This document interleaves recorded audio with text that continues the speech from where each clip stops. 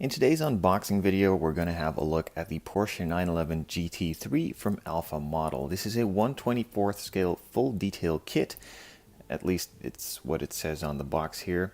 But what they mean with full detail is that it pretty much has no engine, just a really nicely detailed in and exterior and a basic chassis. So let's have a look on the general contents of the box itself and then go over the parts in a bit more detail further on in the video.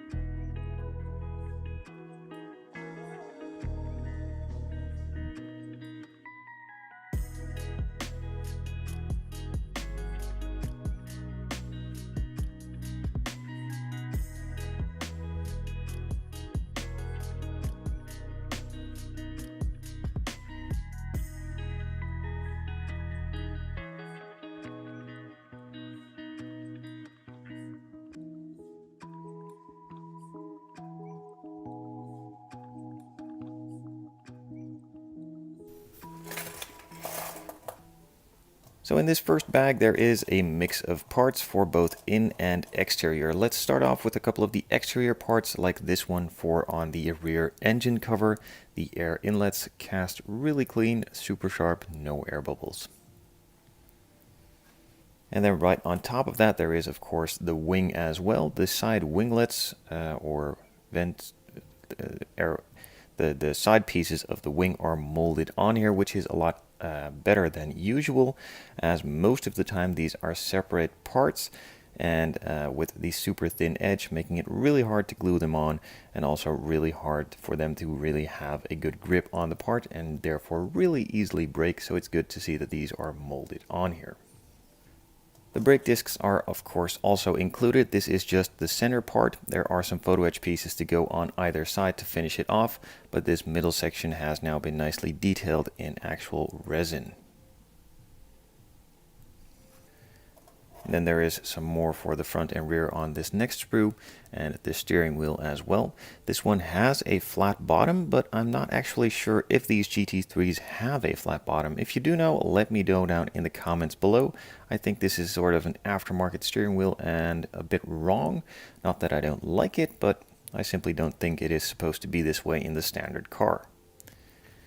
There are also some sprues, or there is one sprue with parts to mount the wheels. As usual with these Alpha Model kits, it's just a main big block that glues into the chassis or into the wheel wells, and on the other side you can put the wheel in, and also it has a slot where the actual calipers are supposed to glue into so they have the correct orientation.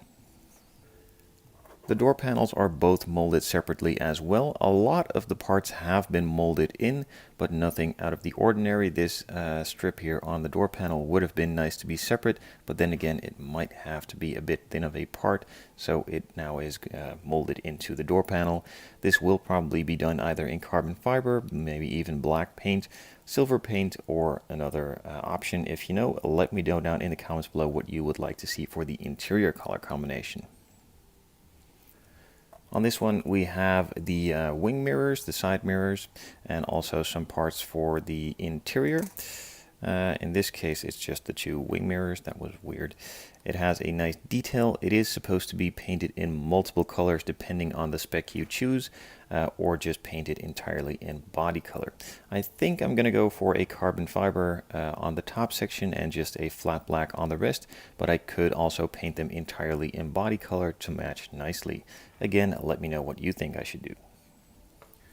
And then there is a small sprue with the armrest and also the center console piece where the shifter goes and all of the other buttons for the car are. On the dashboard there are a lot of pieces missing. The first one I've already shown, and the even Further, first one I've already shown as well. That is the vent here in the center for some of the speakers, and also the clock on there if you have that optioned. And also on the side here, there are some vents or speakers that need to be put in too. And this center console piece here as well, along with some of the radio pieces which might come later. And also the vents.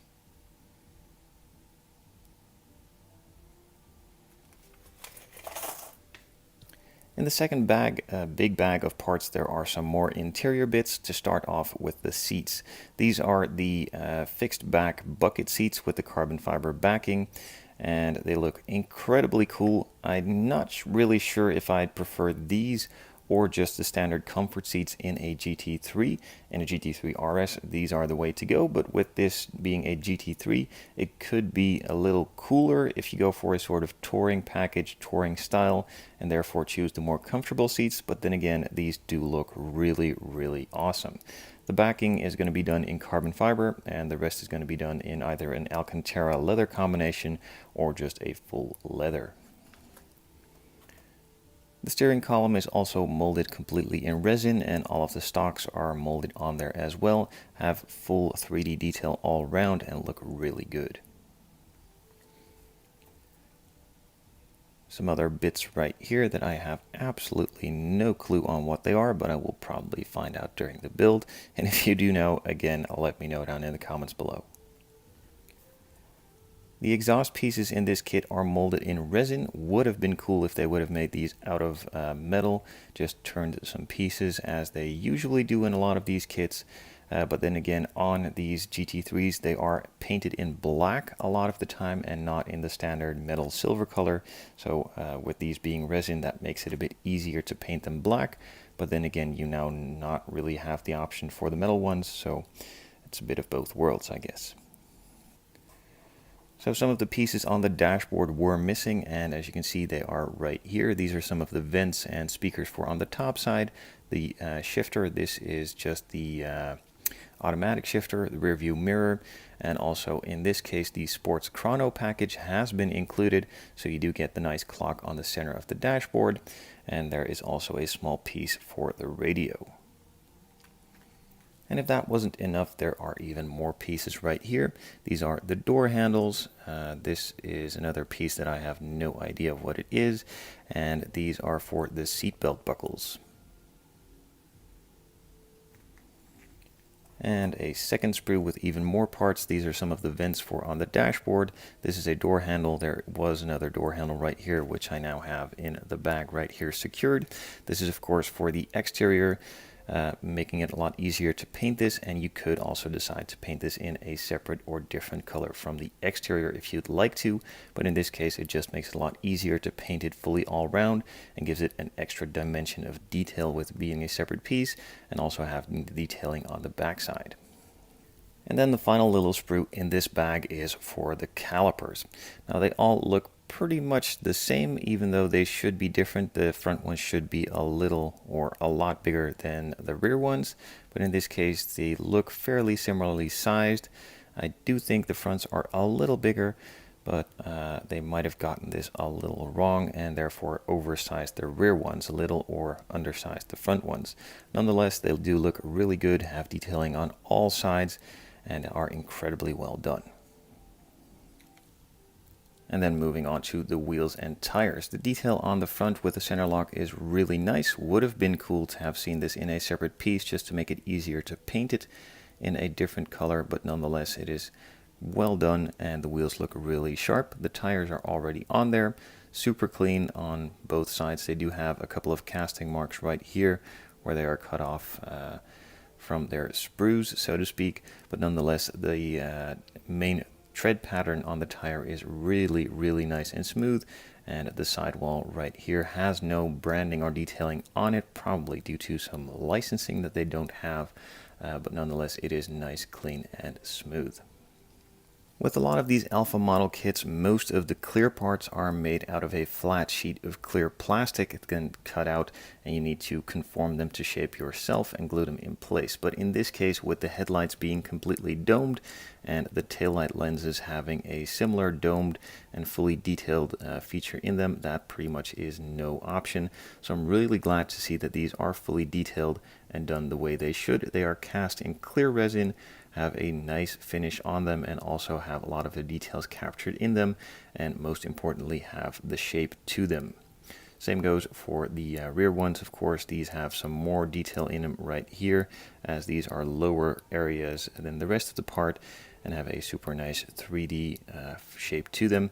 They do need to be painted, but again, with these GT3s, I think you can have the option to do them in clear, even a little bit of a smoked finish, or just a clear red. So you now have all the options to choose from yourself. And for the final bigger pieces, there is the body, the chassis itself, and the main interior tub. The chassis is nothing really special to speak of. I don't really mind. I know a lot of you do, that there are no engine details for the price point of these kits, but believe me, if they would include the engine and fully detail the chassis, these kits would be twice as expensive as they are.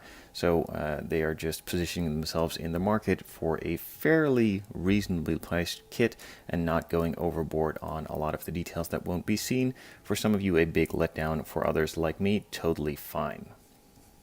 For the interior, there is a small tub, and all of the separate pieces have been shown earlier. This has the not really back seat. This is a GT3, so it doesn't come with a rear seat. It does have a little bit of detail here on the side panel and also on this part right here. There are some holes for the seats to slot into, some space for the center console to be put on top of along with the dashboard. The pedals are molded in, but I believe there are some photo etch parts to go on top of them as well. But nonetheless, they do already have some detail in there pre-existing. With a lot of the alpha model kits, a lot of the parts on the exterior usually are separate. In this case, they took a really different approach from what they normally do. The headlights are molded in, all of the molding on the bumpers, front, side, and rear are also already molded in. The main piece for the rear wing and engine cover, again, molded in. So not really sure why they took this route, as it's now a lot harder to detail the headlights. And also you now have to mask off a lot of parts for the front bumper, the side skirts, the rear bumper, maybe even some of the spoiler parts, depending what color you go for. Nonetheless, the casting on it is really crisp, and on the top surfaces there are no imperfections to be found. All of the mold lines are super nicely done. A bit shallow on some of the parts right here on the door, so a bit of scribing is required, but that is nothing out of the ordinary, same for any other kit you would build.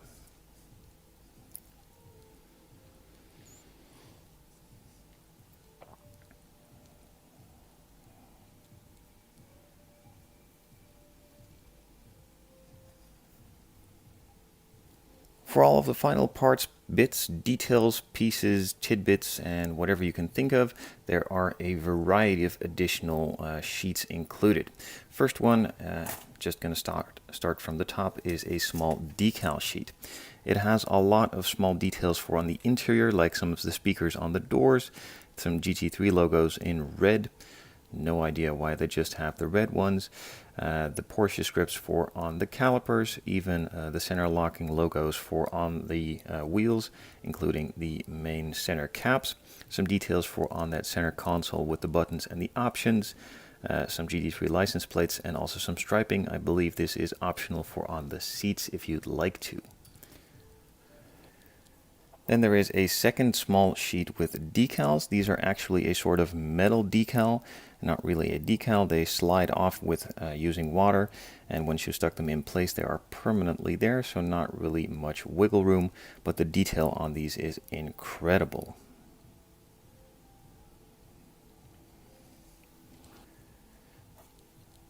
Some more photo etch parts for on the exterior. This is the Porsche script for on the rear engine cover. Gotta have it in focus, of course. Some pieces for the seat belts, some backings for some of the logos, which I'm not really going to use as I don't really know why they are included every single time. as the piece is already there and just stick the decal on, and I don't really see why I need to put these on first, but maybe you guys know? If you decide to put this in a display case or want to put it on display, there is a nice plaque included too. You can even sign it. I don't really like to use these as it's not really my style, but for some guys it is really cool to have this in there. Then there are also a couple of sheets with photo etch pieces in there.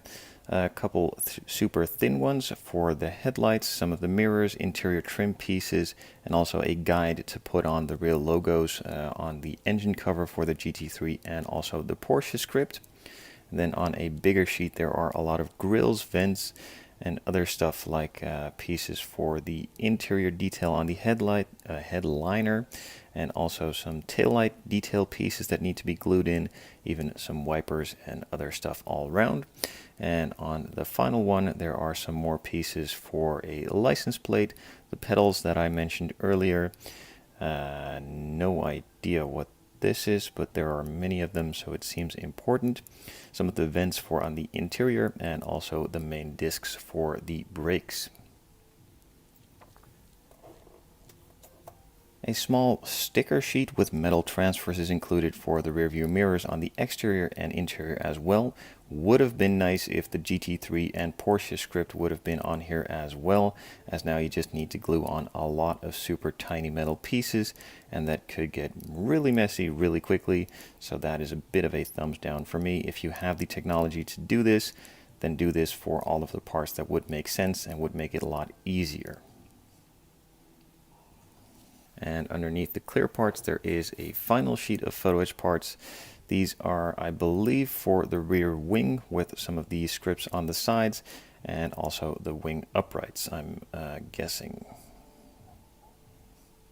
And then finally there is also a small sheet with pre-cut and pre-painted clear parts for the windshield, the rear window, the side windows, some other parts right here, and also the indicators on the side of the front fenders. Not really a fan of this. They could have done this in some cast resin as well, as these need to conform to shape and aren't really easily that flat. For the rest of the pieces it has a nice outline. All of the bubbling you see here is from the clear protective sheet that is on both sides, so that will be gone once you take it off, as you can see on the other side, and they will be nice and shiny. It is nice that they are pre-cut and pre-painted, but I'm still not a huge fan of these flat pieces that need to conform to a pretty round shape in general. Nonetheless, we get around this and it works really well usually, but it would be a lot nicer as having this in standard kits, being a bit thicker plastic and also already conformed to shape. That's it for this unboxing. If you guys know what color I should paint this in, feel free to leave a comment along with all of the other suggestions that I asked for during this video. I would appreciate you leaving a comment. Check out my website, TheScalemodelingChannel.com, for a load of color options that I have available, and let me know which one you would choose.